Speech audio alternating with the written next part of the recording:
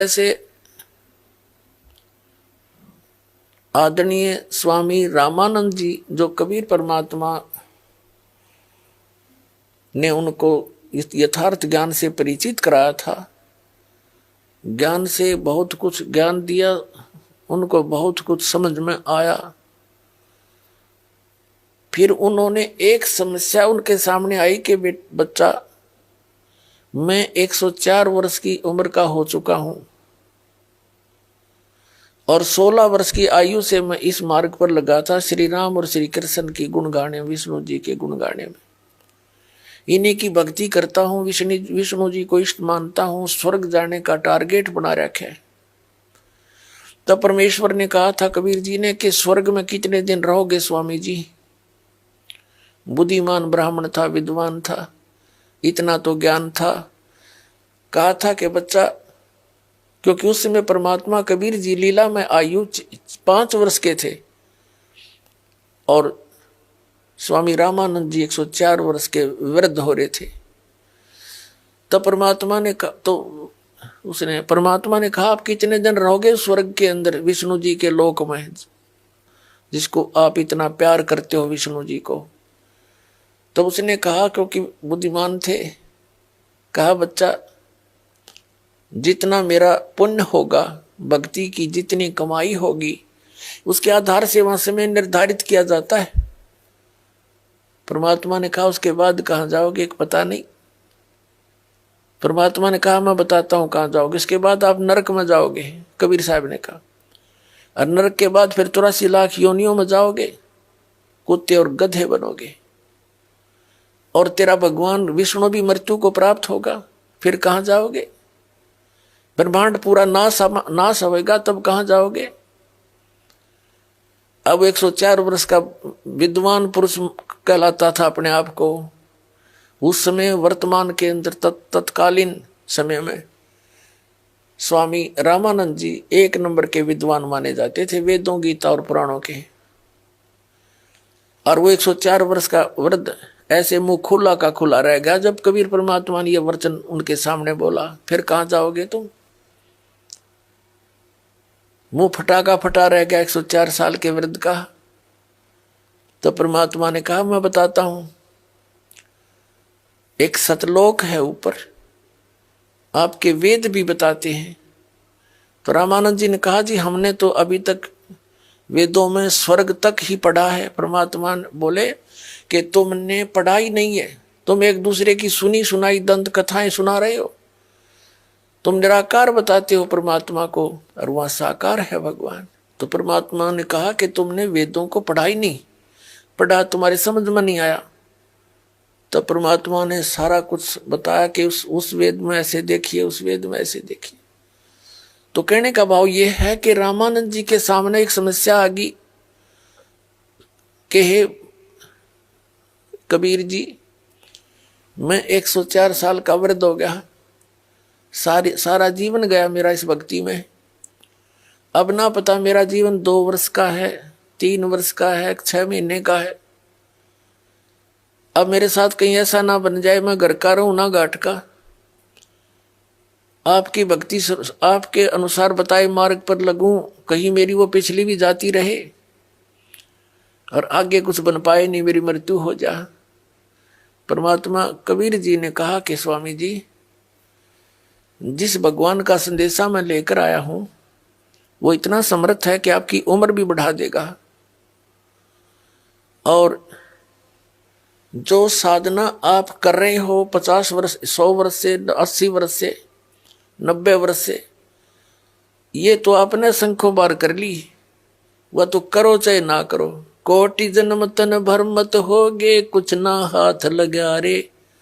Cooker सुकर खरबया भोरे, कौआ हंस बुगारे। कोटि जन्म तू राजा की, न मिटी न मन की आशा। भिक्षुक होके दर दर घूम्या, ये मिला न निर्गुण रासा। इंद्र कुबेर ईश की पदवी, ब्रह्मा वरुण धर्म राया। विष्णुनाथ के लोक को जाके तो फिर भी वापस आया। असंग जन्म तन मरता होगे, जीवित क्यों न मरे रे। 12 मध्य महल मठ बोरे, बोर न दे धरे रे। दो जग बेस्ट सभी ते देखे राजपाट के रसिया, तीन लोक से तिरपत नहीं ये मन भोगी खसिया। सतगुरु मिले तो इच्छा मेटे पद मिल पदे समाना, चल हंसा उस लोक पठाऊं जो आदि अमर स्थान। चार मुक्ति जहाँ चंपी करती माया होरी दासी, दास गरीब अभय पद पर से वो मिले राम अविनाशी। तो परमेश्वर ने कहा कि स्वामी जी जो साधना आप कर रहे हो इसको तो असंग जन्म हो गया अपने कर्ता ने, इस विधान से आप क्या बनते हो, कोटि जन्म तू राजा कीन्या और मिट्टी न मन की आशा, भिक्षुकों के दर दर घूमे मिला ना निर्गुण रासा। अंत कोटि जन्म तू राजा कीन्या, होय होय कहते करोड़ जन्म राजा भी बन जाते हो इन साधनाओं से। और फिर इंद्र कुबेर ईश की पदवी, ब्रह्मा विष्णु महेश भी ये जीव हैं, ये घने पुण्यकर्मी प्राणी हैं, जिस कारण से इस काल ने अपने विशेष व्यवस्थक नियुक्त किए हैं और इनकी मृत्यु होती है उससे पहले और पुण्यकर्मी प्राणियों में से अपने पुत्र के रूप में ब्रह्मा रजोगुण युक्त, विष्णु सतोगुण युक्त और शिव को तमोगुण युक्त करके पहले तैयार रखता है। उसकी मृत्यु होती दूसरा बैठा देता है। वो प्राणी तत्कालीन जो ब्रह्मा विष्णु महेश होते हैं वो 84 लाख योनियों में कष्ट उठा रहे होते हैं, नए ब्रह्मा विष्णु महेश ये रख लेता है, नियुक्त कर लेता है पुण्यात्माओं में से छांट कर।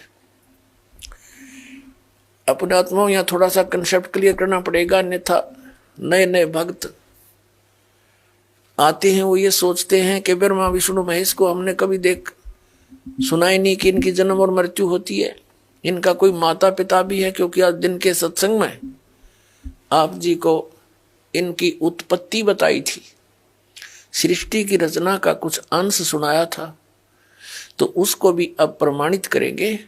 सबसे पहले आपको दिखाते हैं कि ब्रह्मा विष्णु महेश नासवान है, इनकी जन्म और मृत्यु होती है।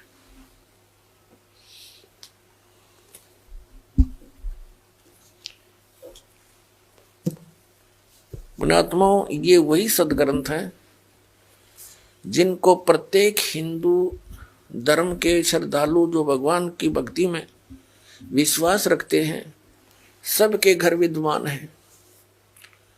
गीता प्रेस गोरखपुर से प्रकाशित पुस्तकें हिंदू धर्म के श्रद्धालुओं के लिए एक एथेंटिक रिकॉर्ड है, उसमें जो लिखा है वो फाइनल माना जाता है। और हमारे धर्मगुरु ये आचार्य और शंकराचार्य, ये मंडलेश्वर, ये संत ऋषि में ऋषि, ये आज तक ब्रह्मा विष्णु महेश की उत्पत्ति नहीं बता सके हमने। इनको जरो अमर बताएं विष्णु जी और शिव जी को, इनका कोई जनक नहीं, इनका कोई माता पिता नहीं। ये खाक पड्डा इन सदग्रंथों को मूर्ख बना रहे थे हमने हजारों वर्षों से, अपना जीवन नाश किया, हमारे सारे पूर्वज भूत बनवा दिए, फिर उनके श्राद्ध निकलवावें, शास्त्र विरुद्ध साधना करवावें और आने वालों को भी नरक में ही ले जाते हैं। अब आपको दिखाते हैं ब्रह्मा विष्णु महेश की उन्हीं की जीवनी में क्या स्थिति है, देखिएगा। श्रीमद् भगवत मद देवी भागवत यानी देवी पुराण, गीता प्रेस गोरखपुर से प्रकाशित।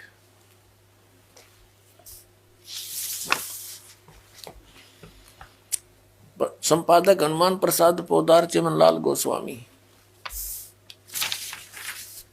और ये यहां से प्रकाशित है। थोड़ा सा हिंट दिखाएंगे 123 पृष्ठ पे।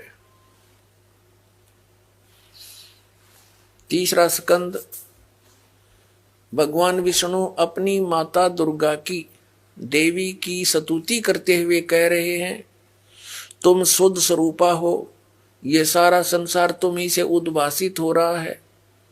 मैं ब्रह्मा और शंकर हम सभी तुम्हारी कृपा से विद्यमान हैं। हमारा आविर्भाव यानी जन्म और तिरोभाव माने मृत्यु हुआ करता है। हमारा तो जन्म और मृत्यु हुआ करता है।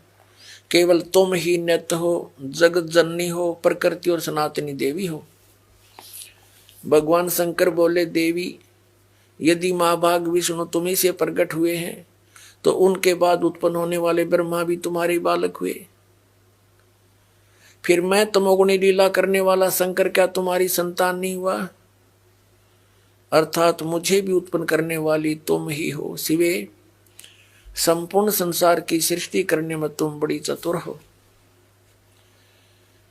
इस संसार की सृष्टि सतीथि और संहार में तुम्हारे गुण सदा समर्थ है। उन्हीं तीनों गुणों से उत्पन्न हम ब्रह्मा, विष्णु एवं शंकर नियमानुसार कार्य में तत्पर रहते हैं। अब इसे यह विषद हो गया, तीनों गुणों से उत्पन्न रजगुण ब्रह्मा, सतगुण विष्णु, तमगुण शंकर केवल नियमित कार्य में तत्पर रहते हैं। इस पवित्र सदग्रंथ ने, पवित्र पुराण ने, देवी पुराण ने 5 कंसेप्ट क्लियर कर दिए, 5 पॉइंट कति साफ कर दिए। नंबर 1, दुर्गा देवी ब्रह्मा विष्णु महेश जी की माता है। दुर्गा जी को प्रकृति भी कहते हैं। तीसरा, ब्रह्मा विष्णु महेश की जन्म मृत्यु होती है। चौथा, ये ब्रह्मा रजगुण सतगुण तमगुण, विष्णु सतगुण और शिव जी तमगुण है।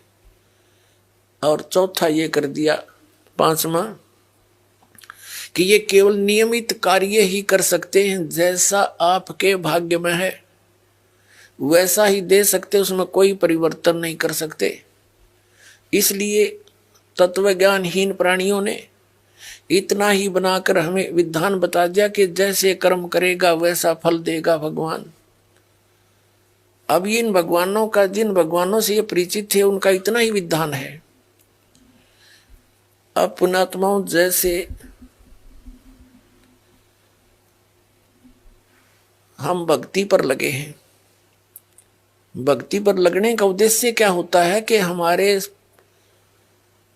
जो बच्चे हैं वो सुरक्षित रहें, कोई आपत्ति ना आवे, हमारे ऊपर भी कोई ऐसा संकट नहीं आ जा, इससे हमें भगवान बचावे। इसलिए हम परमात्मा की कोई ना कोई साधना अवश्य करते हैं और फिर कुछ एक मोक्ष के लिए भी प्रयत्न करते हैं। अब क्या है, जैसे हम भक्ति करने लगते हैं, साधना कर रहे हैं, और कोई ऐसी घटना घट जाती है, भूल जाता भक्ति को, याद भी ना आती और दिल टूट जाता प्राणी का। तो पुण्यात्मा, भक्ति भी तभी बनती है जब कोई संकट आवे। आ तो सकता है हमारे दुष्कर्मों का, लेकिन 1 सेकंड में हल्का करके हटा दे भगवान, तो दूनी दृढ़ता आती है, पूरा विश्वास बनता है कि सचमुच हे भगवान, आज आपके शरण में ना होते थे बिजली गिरनी थी, ऐसा विनाश हो जाना